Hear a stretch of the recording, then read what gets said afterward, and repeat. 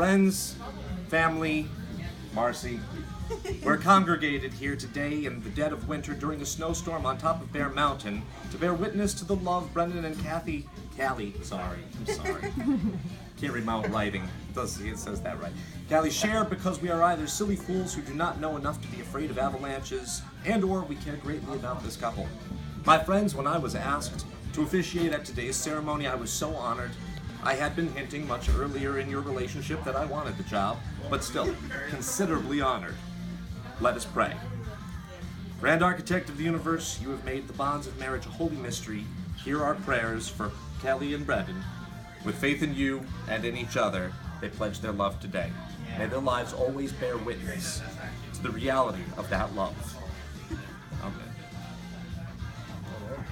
When creating and crafting this ceremony, I always like to take the family and friends to the moment when our couple first met, to the moment the romance began. It began in Pick's Pub, a small college town bar near sunny Delhi. Callie would notice Brendan and his brothers from Delta Theta Gamma show up, drunk, to the bar after midnight, and Brendan would quietly glance in her direction. Every time Brendan would go to Pick's Pub, he would search the crowd of faces for Callie. On Halloween, Brendan noticed Callie was a sexy zombie. He would later tell me, she didn't have the smile of a zombie. He is very sweet. Still, they never spoke until one day. It was cigarettes that brought them together. Never underestimate the value of a good cigarette. Brendan came to the bar per his usual, but this time, Callie approached him. She wanted to bum a smoke. But Brendan was all out. He'd been waiting for this moment for what seems like eons. The girl of his dreams had asked him for a cigarette, and he's utterly unprepared. So he does what any quick-thinking, love-struck fool would do, and he runs across the street to buy a pack of cigarettes. But by the time he gets back, the lady has vanished. Callie starts receiving Facebook messages from Brendan, but did not know who he was. He sent her an invitation to go to New York City for New Year's together, and this is their first date. Brendan is a go big or go home kind of guy, I guess. So he took her for mac and cheese, and then to a hookah bar, and finally for watermelon martinis. Fast forward to midnight, and there are fireworks, and the ball is dropping in Times Square while they have safely made their way to White Plains, and Brendan steals his first kiss. Nice job. He would later reflect that he had peer pressure working to his advantage. It also didn't hurt that they were a little bit drunk. But they both must have secretly known that this was the beginning of something big, because Callie stayed with Brendan for the next 4 days, making this the longest New Year's first date ever. And Brendan was a complete gentleman. In fact, being such a gentleman is what separated Brendan from all the other guys out there in the world.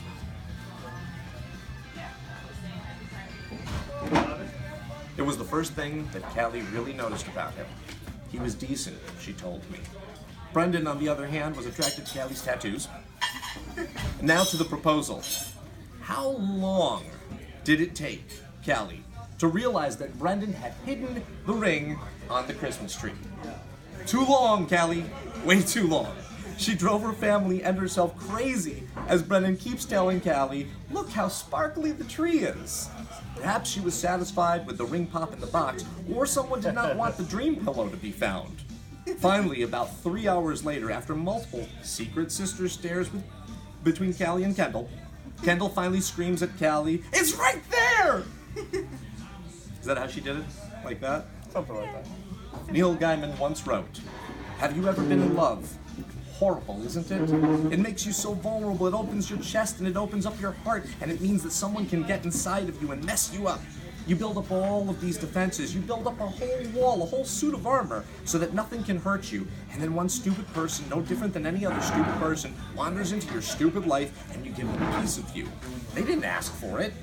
They did something dumb one day, like smile at you or kiss you, and then your life isn't your own anymore. Love takes hostages. It gets inside you. Jason Aldean once sang, it sure left its mark on us. We sure left our mark on it. We let the world know that we were here with everything we did. We laid a lot of memories down, like tattoos on this town. Anyone who knows Callie and Brendan, and the life they've built with their Tibetan Spaniel Jazzy and their male cat Helen, knows they belong together. From the moment that Brendan proposed to Callie, their life began. All our lives we are told that the story was over when the hero and heroine were safely engaged. After all, what's good enough for Jane Austen ought to be good enough for anyone. But it's a lie. The story is about to begin, and every day will be a new piece of the plot. Kiera Cass once wrote, "My love, you are sunlight falling through the trees. You are laughter that breaks through my sadness. You are the breeze on a too warm day. You are the clarity in the midst of confusion. You are not the world, but you are everything that makes the world good. Without you, my life would still exist, but that's all it would manage to do." Kelly and Brendan, have you come here freely and without reservation today to give yourselves to each other in marriage? She dragged me. Will you love? Yeah, I drove. You drove. Okay. Will you love and honor Under each other duress. for the rest of your lives? Yes. Okay, good. Brendan, will you learn to surprise Callie with easier clues than a ring pop on a Christmas tree? Absolutely not. Okay. Will you sing her favorite songs by Gaslight Anthem? Yes. Right. If I can remember the lyrics. Callie, will you dance to Real Big Fish ska music with Brendan and watch reruns of Emergency with him? Yes. Okay. Do you, Callie, and Brendan realize that this ceremony is the biggest, real deal, unplugged, sincerely meaningful, and everlasting thing that you will ever do? Yes. Okay. Then we've come to the point of this ceremony where you're going to say your vows to one another. But before you do that, I ask you to remember that love, which is rooted in faith and trust and acceptance, will be the foundation of an abiding and deepening relationship. No other ties are more tender, and no other vows are more sacred than those that you will now assume. If you are able to keep the vows you take here today, not because of any religious or civic law, but out of a desire to love and to be loved by another person fully, without limitation, then your life will have joy, and the home that you establish will be a place in which you both will find the direction of your growth, your responsibility, and your freedom. And that freedom, the really important kind of freedom, involves attention and awareness and discipline and effort and being able to truly care about each other and to sacrifice for each other over and over in myriad petty little unsexy ways every single day. May I have the rings, please? All right. This is the thing that goes on his finger? All right. I don't even think it fits on our thumb. Brendan, take this ring, Okay. place this on Callie's hand, and repeat after me. I give you this ring as a daily reminder of my love for you. I give you this ring as a daily reminder of my love for you. I vow to honor and respect you for all that you are and all that you will become. I vow to respect you for all that you are and all that you I vow to perfect the recipe for watermelon martinis and serve you on demand. I vow to perfect the recipe for water martinis and serve you on demand. I will chicken dance with you at the wedding reception and other people's receptions. I will chicken dance with you at the wedding reception and other people's receptions. I will watch cooking shows with you and enjoy Hotel Transylvania when you want. I will watch cooking shows with you and enjoy Hotel Transylvania when you want. I pledge to always treat you as my best friend and equal.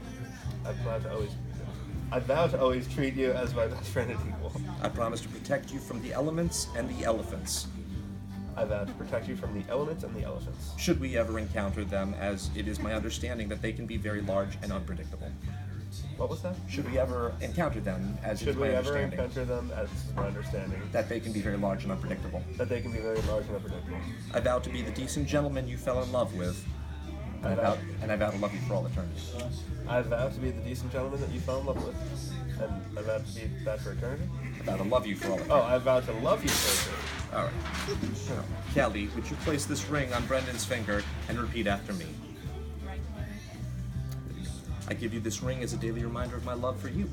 I give you this ring to reminder of my love for you. I vow to honor and respect you for all that you are and all that you will become. That you are and will become. I vow to support you and take care of you for all time, even if that means watching Even if that means watching the Dropkick Murphys the Dropkick Murphys. and all reruns of MacGyver. Oh, and all reruns of MacGyver. I vow to stifle my laughter at your fear of shitting bears.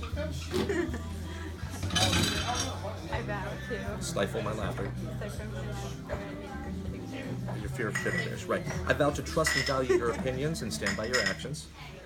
I vow to respect and honor your opinions, and honor in your opinions, and stand by your actions. stand by your actions. I pledge myself to protect you from my wrath and from giraffes, I pledge myself to protect you from my wrath and from giraffes, which I understand are very tall and sometimes step on people because they're not looking where they're stepping.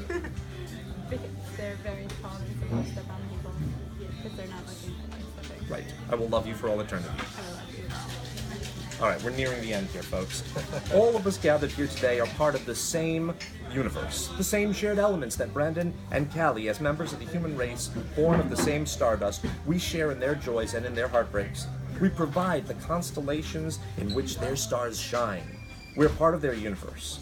I'd like to ask everyone gathered here today, including you, Marcy, that we honor and respect them as they build their lives together as a couple.